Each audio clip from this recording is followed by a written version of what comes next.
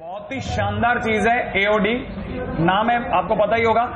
चलिए लिख लेते हैं, application of derivative. Very good, application of derivative. Application of derivative चार हिस्से हैं साहब। कितने हिस्से? कौन कौन से नाम क्लियर कर देता हूं, बहुत साफ सुथरे तरीके सुन ले। टेंजेंट और नॉर्मल पहला हिस्सा, टेंजेंट और नॉर्मल के बाद मोनोटोनिसिटी दूसरा हिस्सा, तीसरा और बहुत ही मेजर हिस्सा जो बहुत ही छोटा है परंतु बहुत ही डेंस है और उसका नाम है रोल्स एंड लैग्रांज, और लास्ट हिस्सा है मैक्सिमा एंड मिनिमा। तो कुल मिलाकर के will study 4 chapters in about 12 days. ये 12 दिन का टाइम है हमारे पास में, पौने 2 घंटे के हिसाब से अगर देखा जाए तो near about it is 15 to 17 days almost. तो इस दौरान में मतलब एक तरह से बिल्कुल पाल बांध के खेलना है, इधर से उधर तो बिल्कुल 1 to 1 होकर खेलना पड़ेगा, क्योंकि एवरी चैप्टर, हर एक चैप्टर ऐसा है कि अगर आप खेलना चालू करें तो 10-10 दिन तक खत्म ना हो। ठीक है, तो इसलिए बहुत लिमिटेड टाइम में बेस्ट रिसोर्सेज का यूज करना है। आपको पहले से क्लियर कर दूं, क्योंकि आपकी शीट किसी भी जगह से किसी भी तरह से किसी से कम नहीं है इस मामले में। एओडी तो खास तौर पे, एओडी की शीट जब आप उठाएंगे ना तो आपको पता चलेगा कई जगह हमने एक्सरसाइज 2 में, एक्सरसाइज 1 में 60 क्वेश्चन है, तो आपको पता चलेगा each and every question is one of the best. ठीक है, आपको आज वाले लेक्चर में पता चल जाएगा कि जब बेसिक ऐसा है, इसे मैं बेसिक कहता हूं, तो शीट इसे इसके आगे वाली चीजों को क्या कहती होगी। ठीक है, तो आप पहले से बहुत ध्यान से खेलें। मैं आपको वापस याद दिला दूं, मेरे पास में जो सबसे पहले हम लोग जो पढ़ेंगे वो है टेंजेंट एंड नॉर्मल। ठीक है, टेंजेंट एंड नॉर्मल, राइट है। सेकंड नंबर पे हम लोग पढ़ने वाले हैं मोनोटोनिसिटी। ठीक है ना। थर्ड नंबर पे हम पढ़ेंगे रोल्स एंड लैग्रांज, राइट है भाई। And in the last will study maxima and minima, right है। विल स्टडी 4 चैप्टर्स, बहुत ही काम की चीज। उसमें से सबसे पहला चैप्टर है, उसका नाम है टेंजेंट एंड नॉर्मल। चालू करें, टेंजेंट एंड नॉर्मल। ठीक है, हाँ भाई, बहुत ही बकवास बातों से हर बात जब मैं मान लेता हूं कि गरीब से गरीब बच्चे को याद आ गई है, तब बात चालू करता हूं। सबसे पहले, कोई ऐसा तो नहीं जिसे यही नहीं पता हो स्लोप और इंक्लिनेशन में कोई फर्क होता है क्या? मतलब सबको नहीं पता, ठीक है, समझ गया। कोई कुछ नहीं बोला ना, हमारे यहाँ उल्टा होता है क्या? अगर मान लो सर मुझे नहीं पता, ऐसा वाला कोई धुरंधर है ही नहीं, है ना। अगर नहीं पता तो इसका मतलब कुछ कर नहीं सकते, आपको ही पता करना पड़ेगा इसको पता है कि नहीं, है ना। तो देखिए साहब, ऐसा है, इंक्लिनेशन का मतलब एंगल होता है, जबकि स्लोप का मतलब tan थीटा होता है। नहीं है, एक थीटा है एक tan थीटा है, दोनों में फर्क है कि नहीं है? ये तो बात समझ में आती है ना।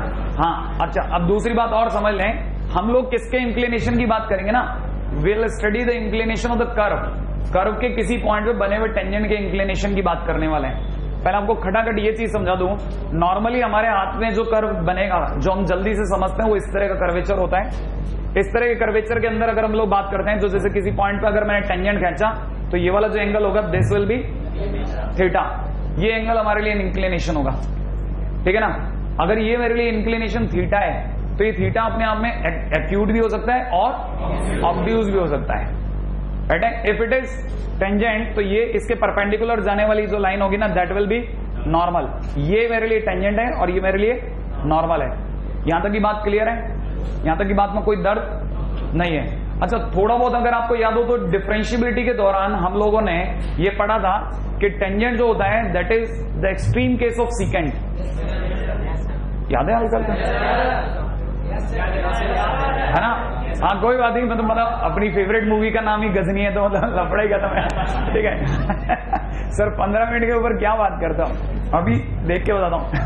ठीक है, ठीक है। तो फिलहाल मुद्दे की बात करते हैं हम लोग कि आपको याद हो तो सीकेंट जो होता है वो टेंजेंट जो होता है सीकेंट का एक्सट्रीम केस होता है। जब आप सीकेंट को पुल करते आते हैं, याद है, सीकेंट को कट करके जा रहे हैं, पुल करते हैं उसको बिल्कुल बाहर लास्ट में। एनीवे, अपन टेंजेंट की बात करते हैं ना। टेंजेंट के लिए अगर ये थीटा है तो हम लोग बस मुद्दे की 2 बातें लिख लें। इंक्लिनेशन इज थीटा, आप भी लिख लीजिएगा, inclination is equal to theta and slope is equal to, बिल्कुल। और आप में से किसी को अगर याद हो तो स्लोप को हम लोग m से रिप्रेजेंट करते हैं, क्या ये भी याद है आपको? अच्छा, अगर आपको ये भी याद है तो ये भी जरूर याद होगा कि जिस स्लोप की हम लोग बात कर रहे हैं, ठीक है, वो अगर tan थीटा है तो वो dy by dx के इक्विवेलेंट भी होती है, ये भी श्योर है ना। यहां तक की चीजें हम लोगों ने डिफरेंशियबिलिटी के दौरान थोड़ा बहुत कहीं ना कहीं हल्के फुल्के टच में ले रखी है बातें। अब मैं इसके आगे चलूंगा, ठीक है। अच्छा, कहीं ऐसा तो नहीं है कि किसी को ये नहीं पता हो कि किसी लाइन की equation y equal to mx plus C होती है, याद है? नहीं, मैं इसलिए पूछ रहा हूं, मैं एक एक बात, मान लो किसी को नहीं पता तो वो हाँ नहीं भरे, लेकिन उसे मतलब अंदर फील आता है कि हाँ y equal to mx plus C सुना है। अब वैसे सभी को ये भी पता होगा y equal to mx plus C में जिस हम m की बात करते हैं वो उस लाइन की स्लोप होती है, जिस c की हम लोग बात करते हैं वो c एक्चुअल में y इंटरसेप्ट होता है, ठीक है। अब पंगा आता है, सर सब कुछ पता चल गया, अब ये भी बता दो सर y इंटरसेप्ट क्या होता है, ठीक है। अपना तो गाड़ी वहां अड़ती है ना जहां किसी की नहीं अड़ती, ठीक है ना। ठीक है, तो सुनो, y इंटरसेप्ट, जैसे कोई भी लाइन यूं कट मार के भाग गई, ठीक है, तो इंटरसेप्ट का मतलब है सेप्ट माने कटिंग, इंटर माने इनसाइड, है ना। तो अंदर की साइड से कितनी कटिंग हुई इतनी कट हो गया सब, this is y intercept. y axis पे जो इंटरसेप्ट कटेगा दैट इज y इंटरसेप्ट। तो सर फिर तो ये x इंटरसेप्ट होता होगा, बिल्कुल ये x इंटरसेप्ट होता है, राइट है। आपको क्या मेरी बात समझ में आ गई? अब आपको x इंटरसेप्ट और y इंटरसेप्ट क्लियर हो गया। अच्छा, कल को किसी ने लिख दिया कि if a tangent is such that x intercept equal to y intercept, तो आप समझ जाओगे कि जो लाइन है वो एक्चुअल में दोनों साइड से इक्वल एंगल बना रही है, यहां से भी और यहां से भी। Is it clear? अच्छा, अब थोड़ा और इसको थोड़ा और लैंग्वेज में टाइट करते जाओ, क्योंकि ना सामने वाला किस गंदगी पे उतरेगा। ये जितने चैप्टर अब खुलने वाले हैं ना वो सारे चैप्टर वर्ड प्रॉब्लम के चैप्टर हैं। वर्ड प्रॉब्लम में एक ऐसी चीज होती है ना जिसमें बच्चे को अगर ढेर करना हो तो 4 लाइन से बड़ा क्वेश्चन, तो बच्चा नीचे पहुंचेगा हाफ लगेगा, हो जाएगा वहां, ठीक है ना। क्या सीन है वो समझो आप, क्या सीन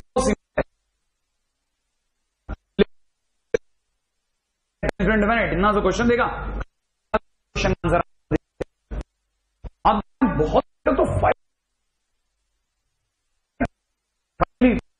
कंबरसम आइडिया क्या है, क्या तो हम लोगों को यह भी सोचना पड़ता है कि एक्स इंटरसेप्ट कैसे बता रहा है, कहीं ऐसा तो नहीं कह रहा length of x intercept is equal to length of y intercept. अगर उसने लेंथ बोला है लफड़ा कर सकता है, क्या लफड़ा कर सकता है, चाहे पॉजिटिव हो चाहे नेगेटिव हो, लेकिन हम लोग लेते पॉजिटिव ही है। इसका मतलब वो चारों एक्सेस में खेल गया, वो तो चारों एक्सेस में खेल गया। लेकिन अगर उसने सिर्फ इंटरसेप्ट बोला है तो हो सकता है कि नहीं 2 एक्सेस में खेल रहा हूं, है ना। तो मतलब हर बात पे नजर रखना आप, उसके लिए आपको थोड़ा समय निकालना पड़ेगा। के चैप्टर होने के साथ साथ जैसे जैसे आप इसमें 10-12 क्वेश्चन करने लग जाओगे ना तो आपको लगने लगेगा कि नहीं ये चैप्टर मेरा हो गया, अब मैं सीख रहा हूं, धीरे धीरे आई एम लर्निंग, है ना। अपनी शीट हालांकि आप बहुत थोड़ा वाइडली चलती है, पहला क्वेश्चन बना बाहर आ गए, फिर वापस अंदर गए, पता चला दूसरा, आपको पता टाइम में 10 बन गए, फिर पता चला 40 नहीं बने, ऐसा नहीं होता कभी, ठीक है ना। हाँ, तो थोड़ा सा पेशेंस से खेलना प्लीज, है ना। अच्छा, एनीवे अपन आगे चलते हैं थोड़ा, चलिए थोड़ा, क्योंकि जब तक आप क्वेश्चन नहीं करोगे तब तक आपको अच्छा फील नहीं आएगा। चालू करूं, है ना। लेकिन क्वेश्चन पर जाने से पहले छोटी छोटी चीजें क्लियर कर दूं, वापस से बोलता हूं। पॉइंट नंबर बी है कि आपको याद रहेगा स्लोप ऑफ टेंजेंट, कोई बताएगा? बोले slope of tangent is equal to dy by dx। लेकिन अगर भाई स्लोप ऑफ टेंजेंट तो वो ये भी पूछेगा भाई किस पॉइंट पे पूछ रहे हैं, ठीक है। तो अगर ये वाला पॉइंट है ना, इसको बोलते हैं पॉइंट ऑफ टेंजेंसी। क्या बोलते हैं? Point of tangency. अगर ये पॉइंट ऑफ टेंजेंसी है तो इस पॉइंट को हम लोग x1 y1 कहते हैं। तो मैं यहां पे dy by dx at x1 y1 बोलूंगा। क्या आपको क्लियर है ये बात? ठीक है। अच्छा, अगर मेरे स्लोप ऑफ नॉर्मल, तो आप में से कितने लोगों को पता है normal and tangent are perpendicular to each other. तो slope of normal will be -1 upon slope of tangent. क्या कोई बात समझ में आई? नहीं आई? Slope tangent and normal are perpendicular to each other, तो दोनों का स्लोप का मल्टीप्लिकेशन विल बी -1। श्योर है? याद है ना, 2 चीजें अगर परपेंडिकुलर होती हैं तो उनका मल्टीप्लिकेशन स्लोप का -1 होता है। तो इसीलिए मैं इसको बोलूंगा -1 upon dy by dx at x1 y1। Sure? यहां तक की बात आ गई? अच्छा, ये तो हुआ स्लोप ऑफ टेंजेंट। आइए इस तीसरे पॉइंट पे, फिर हमारे लिए उठेगा ईओटी। ईओटी का मतलब equation of tangent. Equation of tangent क्या होगी?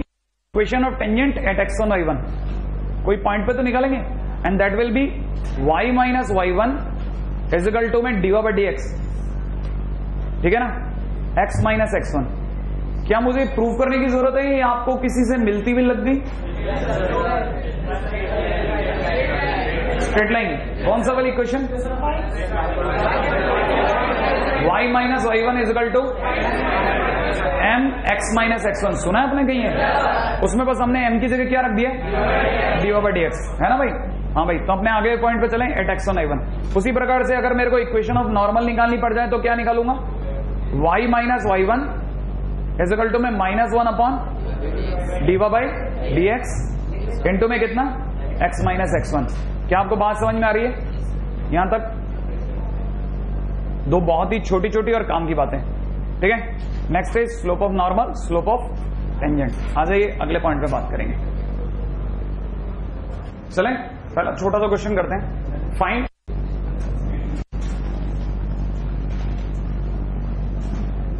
Equation of normal of y is equal to sin x at x is equal to pi by 2।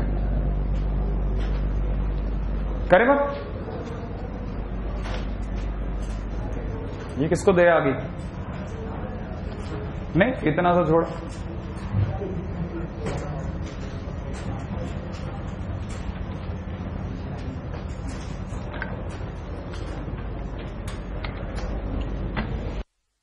हाँ भाई, कितने लोगों को ये बात समझ में आ गई कि इक्वेशन ऑफ नॉर्मल निकालना है? मेरे पास में इक्वेशन यहां पड़ी है, मुझे सिर्फ एक ही चीज की जरूरत होती है इस पूरी कहानी में, dy बाई dx। अच्छा, लेकिन dy बाई dx से पहले एक और चीज की भी जरूरत है, आपको पता है? dy बाई dx निकालने से काम नहीं चलेगा। dy by dx at x1 y1, तो सबसे पहले मेरे को ये पता तो होना चाहिए मेरे पास में क्या x1 y1 दोनों है। आपको पता है x तो दे दिया उसने, क्या उसने y दिया? नहीं दिया। तो पहला काम है फाइंडिंग पॉइंट। सबसे पहले पॉइंट पता करें, फाइंडिंग पॉइंट। पॉइंट पता करने के लिए x की वैल्यू इसमें रख दूं, ठीक है ना। तो putting x is equal to pi by 2 in y equal to sine x। जैसे मैं इसमें पुट करूंगा तो y इक्वल टू कितना हो जाएगा? Sine pi by 2, that is 1। तो पॉइंट हो गया x1 y1 की जगह कितना? 1 पाई बाई 2। ये चीज मैं आपको पहले से क्लियर कर दूं कि पहले में मैं आपको सब बता रहा हूं, दूसरे में आप थोड़ा सा बचा बचा के खेलते हैं। सेकंड, अगले ने मेरे से पूछा इक्वेशन ऑफ नॉर्मल, तो उसके लिए मैं पहले से निकाल के रख लूं dy बाई dx। अच्छा, आप जल्दी से बता दो, साइन x का dy बाई dx किसी को तो नहीं पता हो? तो सबको पता है। और मेरे को ये dy बाई dx किस पॉइंट पे निकालना है? 1 पाई बाई 2 पे। तो बता, श्योर है भाई? तो यहां पे कितना हो जाएगा? cos 1। श्योर है? हाँ बोलो। उल्टा कर रहे हैं क्या? बिल्कुल। एक बच्चा बहुत पहले से मेरे को रोक रहा था, बहुत पहले से, ठीक है, पाई बाई 2 1। श्योर? नहीं तो लोग मेरे से उल्टी रखवाए। सॉरी, ये जरूर मेरे को, हाँ भाई, वो मेरे को बहुत पहले से रोक रहा था कि जब मैं यहां पे पहुंच रहा तो मेरे को बार बार रोके जा रहा, ठीक है। cos pi by 2, cos pi by 2 की वैल्यू 0। और अगर cos पाई बाई 2 की वैल्यू, तो मेरे से तीसरी चीज जो पूछी जा रही है वो है इक्वेशन ऑफ नॉर्मल। वो dy by dx, equation of normal क्या है? बिल्कुल। तो पहला काम -1 upon 0 into x minus pi by 2। हाँ भाई, क्या आपको लगता है कि मैं इनफाइनाइट में गलत आ रहा हूं? तो व्हाट शुड बी डन? नहीं, जो काम करना है वो यही हो जाएगा। अभी आप थोड़ा सा दिमाग और लगा लो।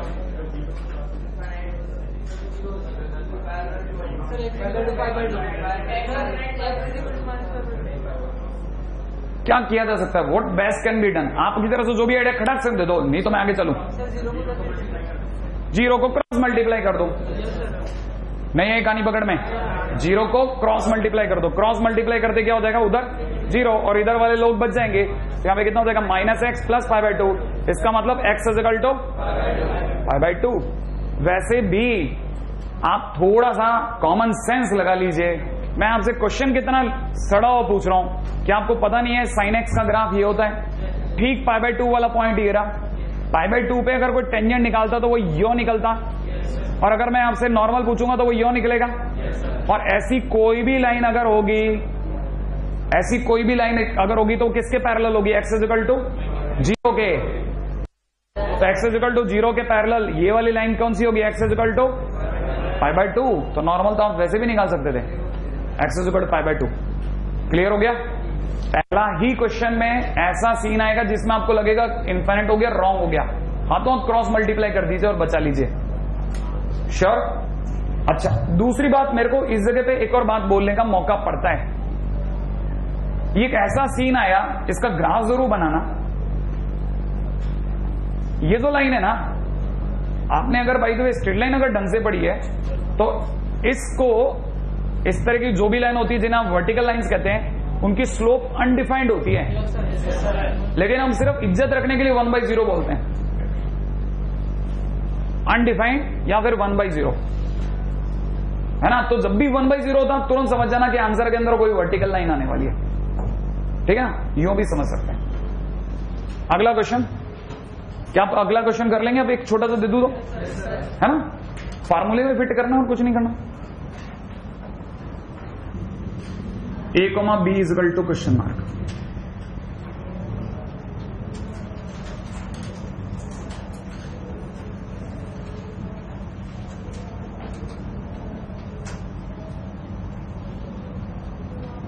इसकी स्लोप जो है, slope of tangent, slope of tangent माने dy/dx। स्लोप ऑफ टेंजेंट माने इसका dy/dx जो है इस पॉइंट पर -1 दे रहा है। तो ए और बी की वैल्यू क्या हुई? एक मिनट, हाँ थोड़ा सा वेट कर लेता हूं। हाँ भाई,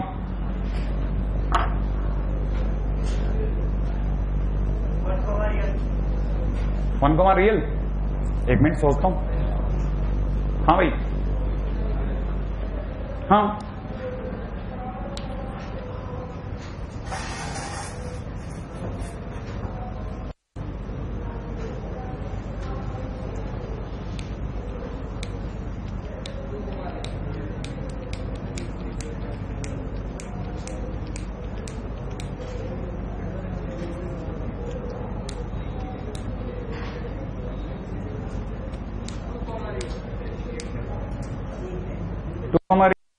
देखते हैं, -2 रियल, ये भी देख लेते हैं। अब देखिए, अब सारे ध्यान देना, फिर अगर नहीं बना तो फिर सब ध्यान दो अच्छे से, है ना? ध्यान से देना। देखो एक एक बात, ये बात श्योर है कि स्लोप ऑफ टेंजेंट -1 दी गई है, इसका मतलब dy/dx -1 है। तो आपको पहली चीज पता होनी चाहिए किस पॉइंट पे -1 है। -1,1 पर इस कर्व के लिए dy/dx की वैल्यू -1 है। तो आपको यह भी तो पता होना चाहिए कि अगर कोई मेरे को यह बोले कि इस पॉइंट पर इस टेंजेंट की स्लोप -1 है, इसका मतलब पहली चीज जो मेरे चीज दिमाग में आनी चाहिए कि सबसे पहले तो ये पॉइंट इस कर्व पे, इसका मतलब ये कि जो पॉइंट दिया गया वो इस कर्व पे लाई करता है। इसका मतलब 1,-1 लाइंग ऑन, ठीक है, -1,1 लाइंग ऑन, ठीक है, 2y² is equal to ax² plus b। और ये अगर इस पे लाई करता है तो मैं अगर भाई देखो y की जगह 1 रखता हूं तो 2 is equal to a plus b। तो पहली इक्वेशन तो यहां बन गई। एक इक्वेशन और आते ही मेरे पास में आंसर आने तैयार है। श्योर? तो सबसे पहला काम यहां डन हो गया। दूसरा काम मुझे पता है slope of tangent is equal to -1 है। इसका सीधा सा मतलब dy/dx की वैल्यू -1,1 पर -1 है, ये गिवन है।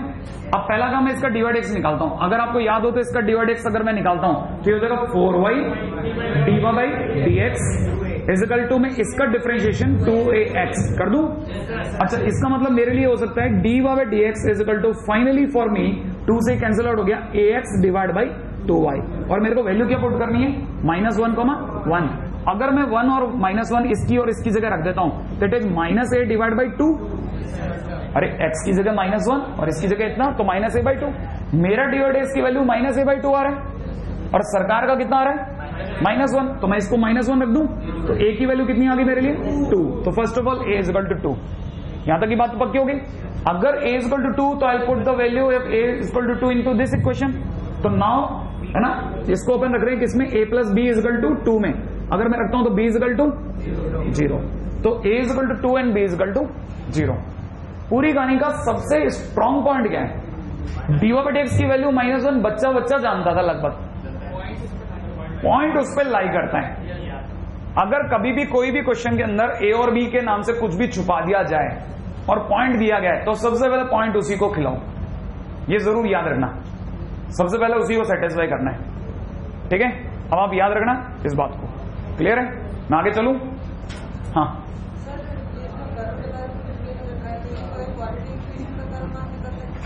क्वाड्रेटिक तो हो नहीं सकता ना।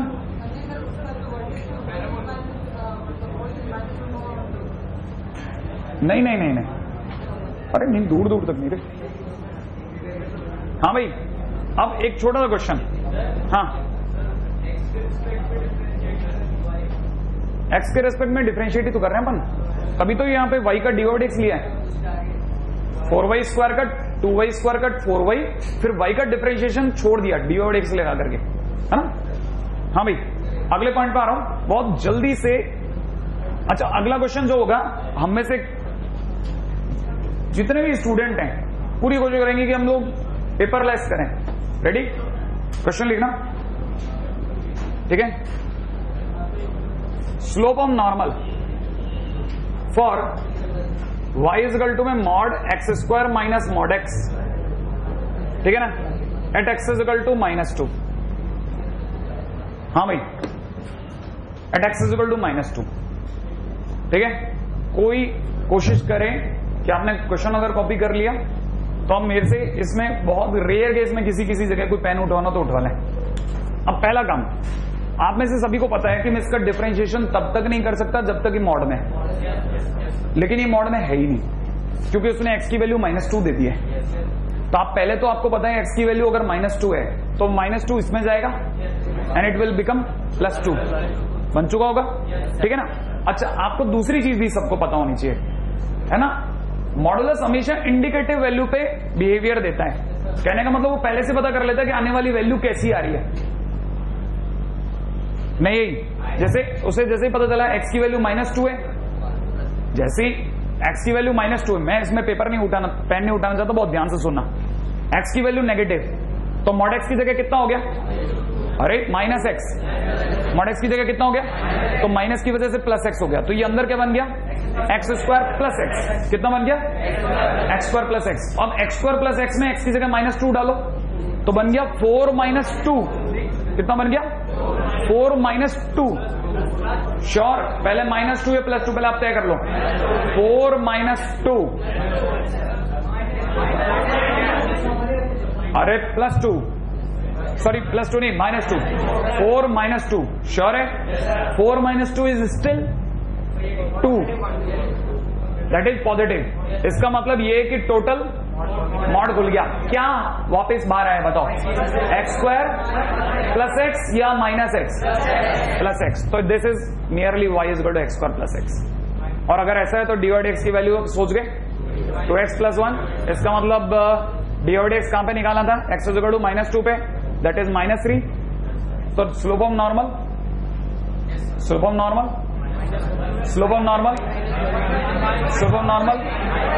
-1 dy/dx, तो 1/3। आपको अभी भी याद नहीं हुआ स्लोप ऑफ नॉर्मल कितना होता है? -1 dy/dx, ठीक है। अब मैं वापस आपसे एक बात पूछता हूं, ठीक है। अगर आपने पूरी बात सुनी है, आपको पता है x इक्वल टू -2 माने नेगेटिव, सो मॉड x की जगह पे कितना? मॉड x की जगह पे -x, राइट है। Second thing, y equal to में ये हो गया x² माइनस ऑफ -x, यही हुआ, तो it will become x² + x, ठीक है। Now x² + x is equal to में -2 का whole square plus of -2, that is 2, ठीक है, दैट इज पॉजिटिव, ठीक है। जैसे ही आपको ये पता चला तो आपको ये पता चल गया ये वापस एज इट इज खुल गया, x² + x, ऐसा। तो जैसे y equal to x² + x हुआ, आपने इसको डिफरेंशिएट ठोक दिया 2x + 1, और जैसे आपने x की जगह पे -2 पुट किया, it will be -3 and slope of normal जो भी आपके दिमाग में फंडा हुआ मान देना। नहीं आया? पेपर पे तो अपन ऐसे लिखेंगे, लेकिन अपन कोशिश करते हैं कि जहां तक वो दिमाग से काम बन जाए। नहीं आया? आ गया? पक्का? बहुत छोटा छोटा क्वेश्चन चल रहा है अभी, ठीक है। थोड़ा सा हल्का से करते हैं, थोड़ा सा इसके टाइटल को लिखिएगा। If x is equal to में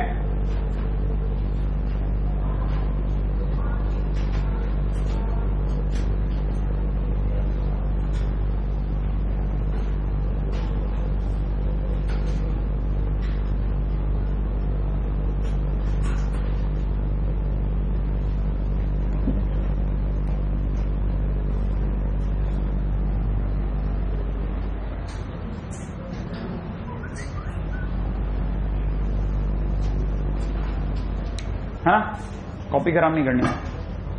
हाँ भाई, पहले मेरे से बैठे, क्या सोचते हो आप? ये देखो, ये पहली बात कितने लोगों को पता है कि ये x की वैल्यू t में, y की वैल्यू t में। हम लोग ऐसे केस में dy dx कैसे निकालते हैं, ध्यान है? dx by dt, dy by dt, और दोनों का डिवाइडेशन कर देते हैं ना। लेकिन मेरा पहला टाइटल dy dx निकालने में नहीं जाएगा। क्यों नहीं जाएगा? सुना, dy dx निकल भी गया तो अभी मैं वैल्यू क्या पुट करूंगा?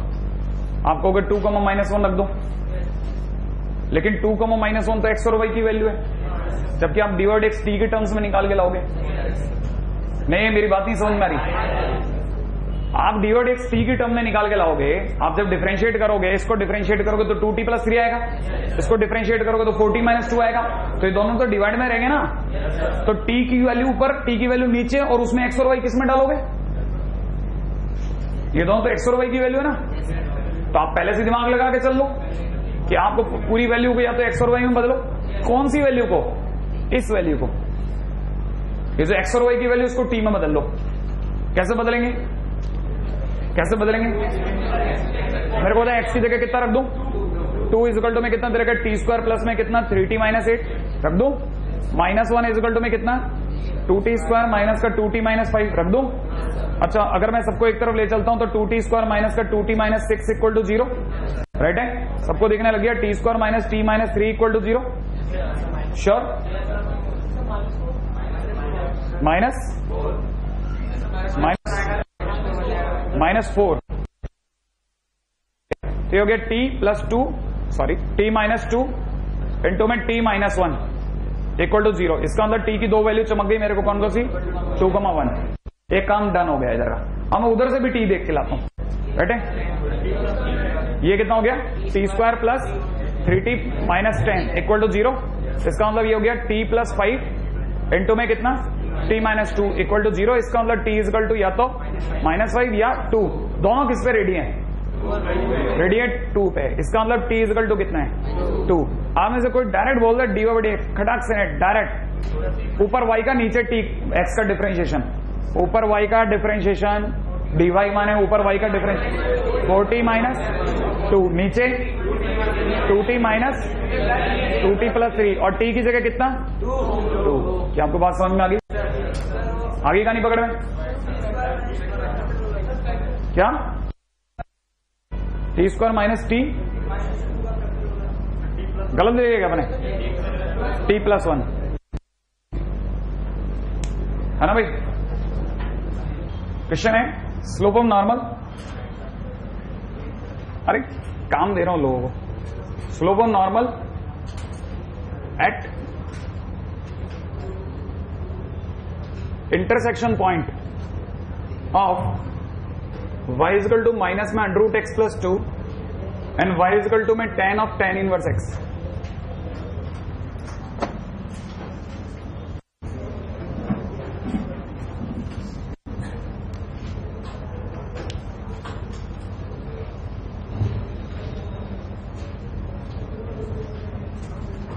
हाँ भाई, एक मिनट, मेरे को नहीं पता है ना, आंसर मिलाना ही पड़ेगा तेरे से मेरे को।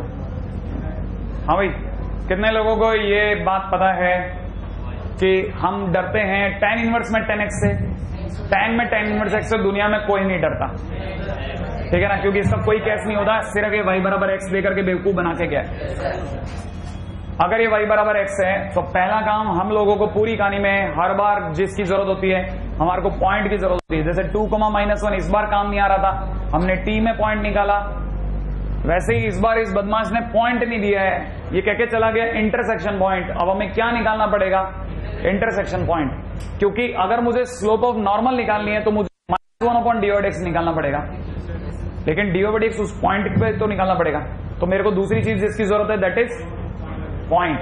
इंटरसेक्शन पॉइंट कैसे निकालते हैं? मैं भूल गया हूं, दो कर्वेचर में इंटरसेक्शन पॉइंट कैसे निकालते हैं? एक से y की वैल्यू दूसरे में रखते हैं, शायद ऐसा कुछ करते हैं ना। तो पहला काम हो गया फाइंडिंग इंटरसेक्शन पॉइंट। अगर मैं y की वैल्यू यहां रखता हूं तो x -√x + 2, इसका मतलब x - 2 -√x, इसका मतलब x² + 4 - 4x = x। सही है क्या भाई? नहीं है?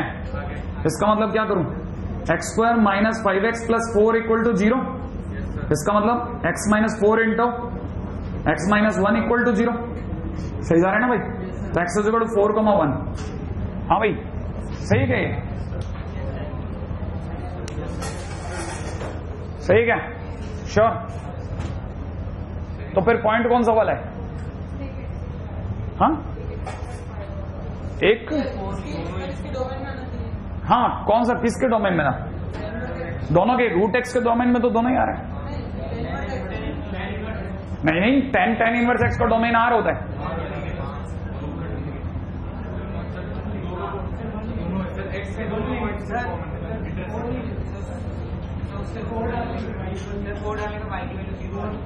फोर डालने पर y की वैल्यू 0 आ रही है, तो दोनों इक्वल नहीं आ रहे। 1 डालने पे दोनों वैल्यू 1 1 आ रही है। अरे चेक करो ना, कितने लोगों को ये बात समझ में आई कि 2 पॉइंट लेकर के कैरी नहीं होगा, 1 पॉइंट तो 100% कुछ ना कुछ गड़बड़ निकलेगा। अब चेक कैसे करना पड़ेगा? पहले 1 इसको पिलाओ, 1 1 1 इसको रखो, 1 1। अरे नहीं है बात समझ में?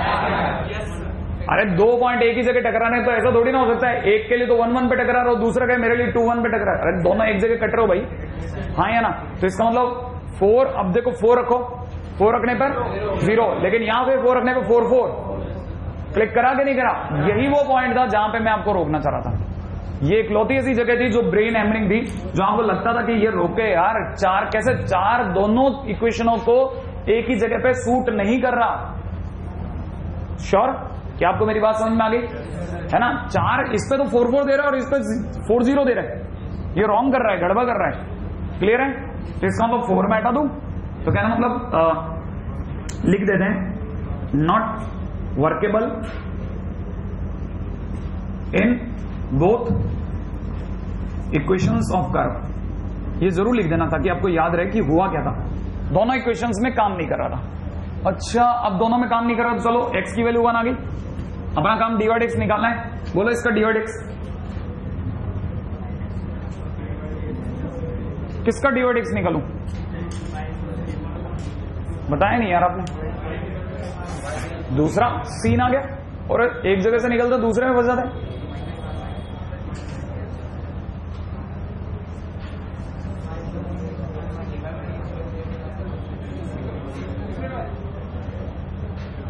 तो फिर से दूसरा सीन आ गया। अब किसका स्लोप ऑफ नॉर्मल निकालना है?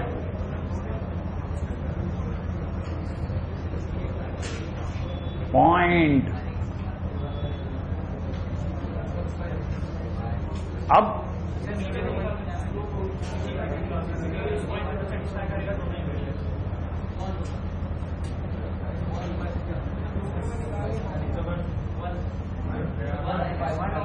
क्या 1 होगा? क्या 1 होगा? स्लोप ऑफ नॉर्मल 1 होगा। अच्छा चलो मेरे को बता दो, आप में से किसी ने कभी y = x बनाई है? y = x में 1, 1 पर अगर कोई नॉर्मल खींचेगा तो यूं खींचेगा भाई, और इसकी स्लोप -1 होगी, तो फिर कहां से 1 होगा? लो मैं आपकी बात तो यहीं काट गया।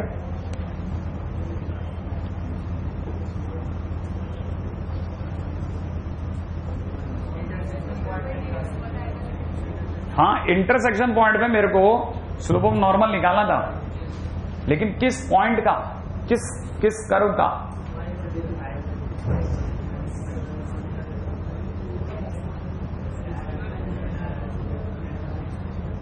किस कर्व का? कर्व तो यही नहीं होना है।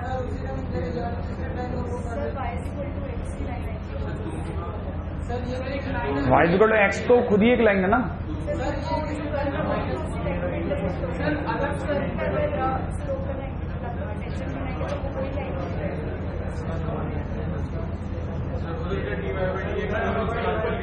अच्छा, इसका डिवाइड एक्स इसके डिवाइड एक्स के इक्वेट कर दूं, ये किधर क्या क्या सोच लेता।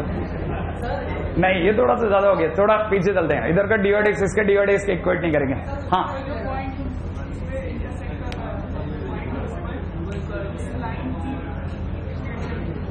अच्छा, अब मैं थोड़ा सा और चेंज करता हूं ना। अब मैं क्वेश्चन को चेंज करता हूं। Slope of normal of y is equal to में tan of tan inverse x, ठीक है ना। क्वेश्चन को करेक्ट कर देता हूं ताकि आप तुक्के मारना बंद कर दो। हाँ भाई, अब बताओ, slope of normal of this curve at the point of intersection of this. अब बताओ क्या आएगा, लेकिन निकालोगे कैसे?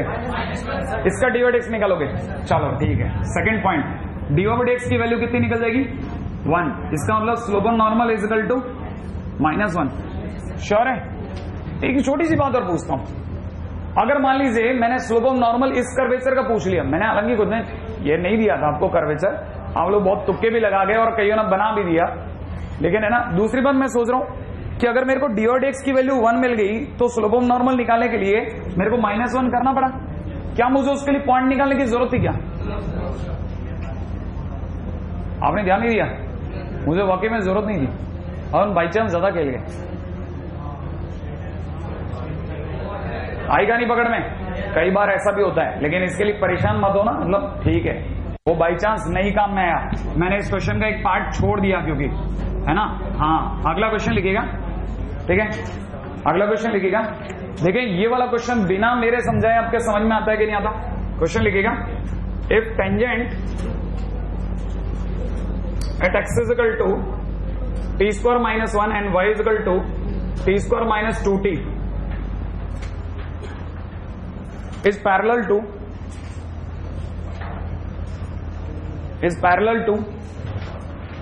x-axis, is parallel to x-axis, then t is equal to question mark, is parallel to x-axis, then t is equal to question mark। क्या आप मेरे को बता सकते हैं, अगर टेंजेंट एक्स एक्सिस के पैरेलल होगा तो उसका थीटा 0 होगा, अगर थीटा 0 होगा तो उसका टेन थीटा 0 होगा, ये तो श्योर है ना। तो लिख लेते हैं ये वाली बात, पैरेलल टू एक्स एक्सिस, इसका मतलब theta equal to 0 implies tan theta equal to 0, इसका मतलब dy/dx इक्वल टू 0, राइट है ना भाई?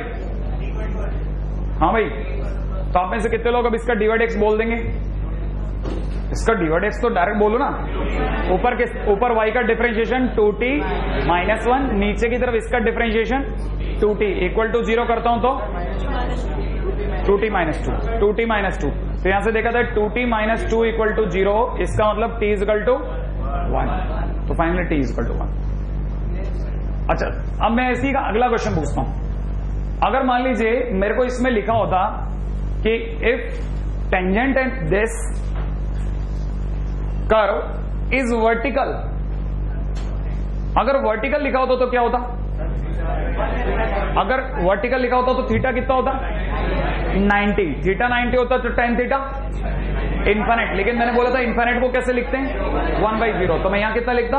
1/0, तो 1/0 लिखता तो क्या होता? इस बार ये मल्टीप्लाई होता और ये से मल्टीप्लाई, तो 2t इक्वल टू 0, तो उस केस में t इक्वल टू 0 मेरा आंसर होता। क्या आपको मेरी बात समझ में आ रही है? अच्छा, अब मैं अगला तीसरा क्वेश्चन पूछता हूं, वर्टिकल के बाद में अब तीसरा क्वेश्चन मैं आपसे पूछ लूं। तीसरा क्वेश्चन होता कि मान लीजिए उसने कहा होता कि if tangent is equally incline to both the axis. एक सेकंड, इक्वली इंक्लाइंड का मतलब दोनों एक्सिस से बराबर बराबर झुका हुआ है। एक तो थीटा इज इक्वल टू, क्या कोई और थीटा भी है? 135, उस केस का मतलब एक बार तो टेन थीटा 1 और दूसरे वाले केस में टेन थीटा -1। उस केस में dy/dx की भी कितनी वैल्यू लगती? 2। कौन कौन सी? +1 और -1। क्या आपको बात समझ में आ रही है? तो इसका मतलब ये कि पूरा खेल वर्डिंग्स का है, ये पूरा खेल ही वर्डिंग्स का है। एक क्वेश्चन होकर के इसको पैकअप करते हैं, ठीक है, ताकि आज का बेसिक बन गया, अपना काम आज कल से आगे का चल जाएगा। हाँ भाई,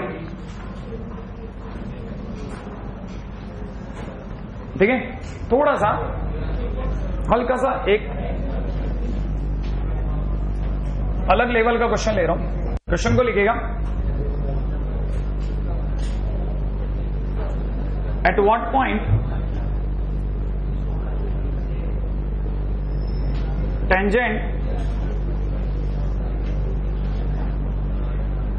tangent to curve y equal to cos x plus y is parallel to x plus 2y equal to 0 when x is in between minus 2 pi to 2 pi।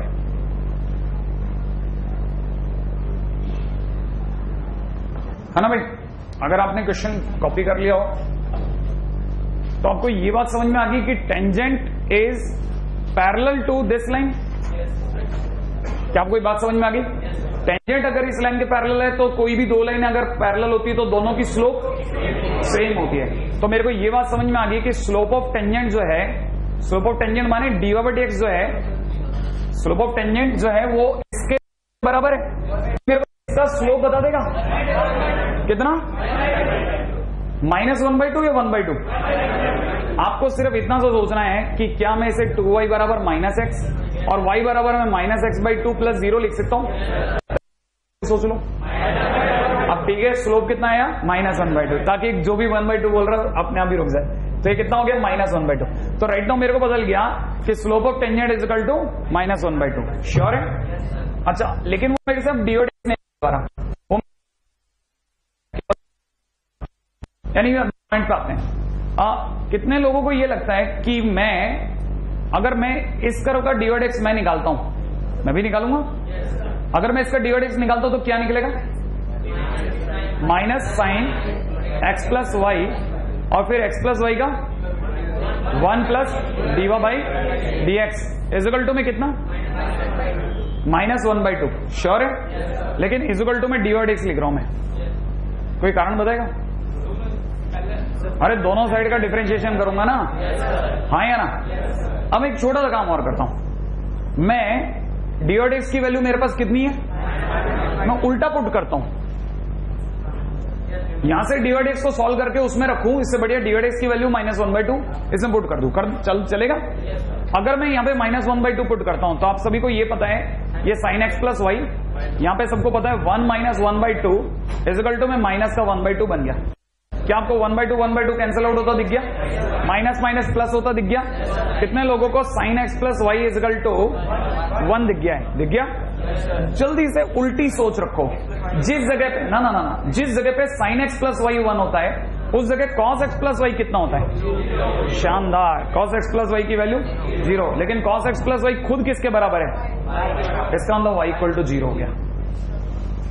माने मेरे को x और y सॉल्व करने की जरूरत नहीं मिली, मेरे को फ्री में देके जा रहा है वो। क्या आपको बात समझ में आ गई? मेरे को y की वैल्यू कितनी मिल गई? अगर मेरे को y की वैल्यू मिल गई तो सुना, मैं y की वैल्यू वापस इस कर्व को खिला दूंगा। अगर मैं y की वैल्यू इसमें रखता हूं, क्योंकि y तो मेरे पास आ गया, अब पॉइंट आने की देर है। अगर मैं y इक्वल टू 0 उठा करके y इक्वल टू में cos x plus y में रखता हूं तो सब बच्चों को पता है कि y की जगह 0 और यहाँ cos x plus 0 हो जाएगा। इससे मुझे cos x is equal to कितना मिल जाएगा? 0 नहीं मिलेगा, cos x is equal to 0। अब मुझे ऐसे पॉइंट बताओ -2 पाई से 2 पाई के बीच में जहां जहां cos x 0 होता है। आराम से, बहुत जल्दी मचाते हो ना तो गड़बड़ करते हो। रेडी? मैं आपके सामने पहले ग्राफ बना दूं। ये आपका 2 पाई तक का ग्राफ, ये पीछे की तरफ जाकर के ये -2 पाई तक का ग्राफ। श्योर है? हाँ भाई, कितने स्थानों पर 0 हुआ? इस जगह पे, इस जगह पे, इस जगह पे और इस जगह पे, है ना भाई? This is π/2, this is 3π/2, this is -π/2, this is -3π/2। Sure है ना? तो कुल मिलाकर के मेरे लिए कितने प्लेस आ गए? 4। अभी रुको, इसमें कोई जल्दी नहीं मचनी चाहिए। मेरे को अभी लग रहा है कि मेरे पास 4 पॉइंट आ रहे हैं, पॉइंट भी तो बताने पड़ेगा ना मेरे को, किन किन पॉइंट्स पे। तो हम इसे कितने लोग मेरे को पॉइंट बता सकते हैं? एक पॉइंट तो हुआ π/2, 0, π/2, 0, क्योंकि y की वैल्यू 0। दूसरा -π/2, 0, 3π/2, 0, -3π/2, 0। श्योर है ना? अच्छा, लेकिन मेरे को एक और बात का भी ध्यान रखना है, बहुत अलग सी बात रख रहा हूं। जिस जगह पे cos 0 होना चाहिए उस जगह पर साइन की वैल्यू 1 होनी चाहिए, साइन एक्स की वैल्यू 1 होनी चाहिए, क्योंकि y इक्वल टू 0 इसको भी लगना चाहिए। साइन एक्स इक्वल टू 1 बनाने के लिए मैं पैरेलली ग्राफ बनाऊंगा। अगर कुछ भी तो जहां जहां दोनों यूनिकली कॉमन होंगे उन्हें काउंट करूंगा, वरना नहीं करूंगा। श्योर है, ताकि किसी तरह का बाद में मेरे को पछतावा नहीं रहे। रेडी? तो साइन एक्स का ग्राफ अगर मैं 2 पाई तक बनाता हूं तो 2 पाई तक ग्राफ ऐसा बनेगा, और पीछे की तरफ -2 पाई तक का ग्राफ ऐसा बनेगा। अब नाउ टेल मी, मैं इस बार साइन एक्स में किसे ढूंढ रहा हूं? 0 को, 1 को। एक तो 1 यहीं मिलेगा कि नहीं मिलेगा? अच्छा, दूसरा, क्या मुझे यहां 1 मिला? मर जाता अगर मैं हां भरता तो।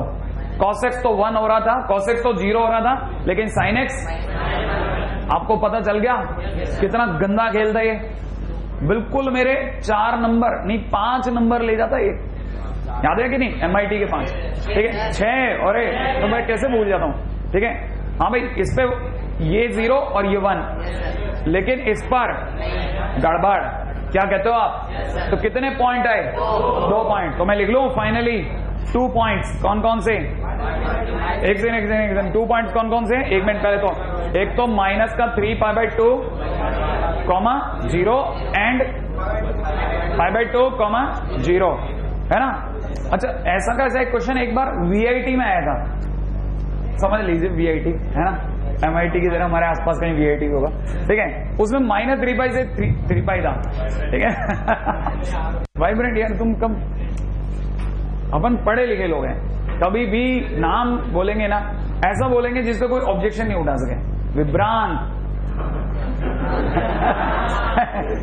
मैंने आपको बताया था ना, हमारे कुछ दोस्तों ने जब पहली बार पढ़ा और गजब इंस्टीट्यूट बोला, विभ्रांत।